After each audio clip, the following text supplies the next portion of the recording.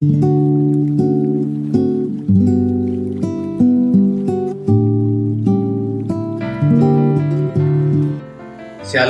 jemaat yang dikasihi Kristus. Saat ini yang namanya unit gawat darurat, instalasi gawat darurat, hampir di semua rumah sakit mengalami lonjakan kedatangan pasien sehingga penuh, bahkan sampai over kapasitas dalam melayani pasien yang sakit gawat darurat akibat pandemi COVID-19.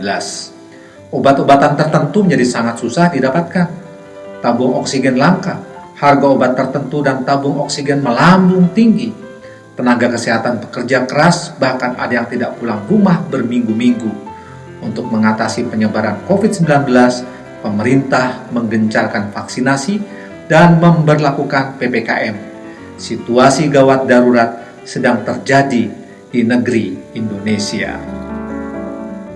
Jemaat yang dikasihi Tuhan Yesus Kristus, 500 tahun lalu, Yohanes Calvin, tokoh reformasi gereja, berpendapat bahwa gereja adalah bentuk dari situasi gawat darurat.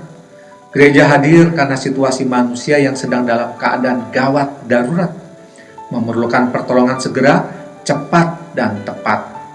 Manusia memerlukan keselamatan jiwa, tetapi sayangnya banyak yang tidak sadar bahwa situasinya sangat-sangat mendesak. Banyak yang mengabaikan kondisi kesehatan rohaninya. Banyak yang mengabaikan kondisi keberdosaannya. Virus dosa akhirnya menjalar kemana-mana dan meluas. Sewaktu-waktu Tuhan Yesus datang kedua kalinya, pasti tidak siap. Sewaktu-waktu ajal menghampiri, pasti tidak siap juga. Kalau kita analogikan dengan keadaan sekarang, ini adalah seperti orang-orang yang tidak percaya adanya COVID-19. Ini adalah orang-orang yang tidak taat dengan protokol kesehatan. Ini adalah orang-orang yang enggan menerima vaksin COVID-19. Ini adalah orang-orang yang tidak sadar dirinya bisa tertular atau menulari orang lain. Ini adalah orang-orang yang tidak sadar bahwa sampai saat ini obat COVID-19 belum ditemukan. Ini adalah orang-orang yang tidak peduli posisi pasien COVID sangat rentan terenggut nyawanya. Ini adalah orang-orang yang tidak peduli bahwa situasi sedang gawat darurat. Jemaat yang dikasihi Yesus Kristus, dalam hal ini gereja mendorong umat Tuhan tanggap dengan situasi gawat darurat. Ikut mendukung apa yang pemerintah usahakan demi kebaikan rakyatnya. Bukan hanya itu saja, gereja membuat jejaring kemanusiaan untuk saling tolong-menolong bagi orang-orang yang membutuhkan.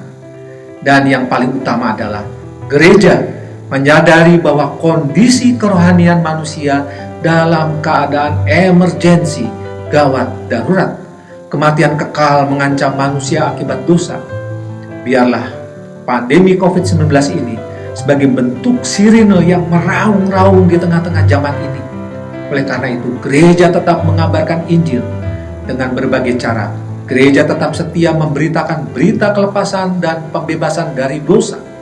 Gereja selalu melakukan tugasnya, menyadarkan umat manusia agar bertobat dan menerima Yesus Kristus sebagai Tuhan dan Juru Selamatnya.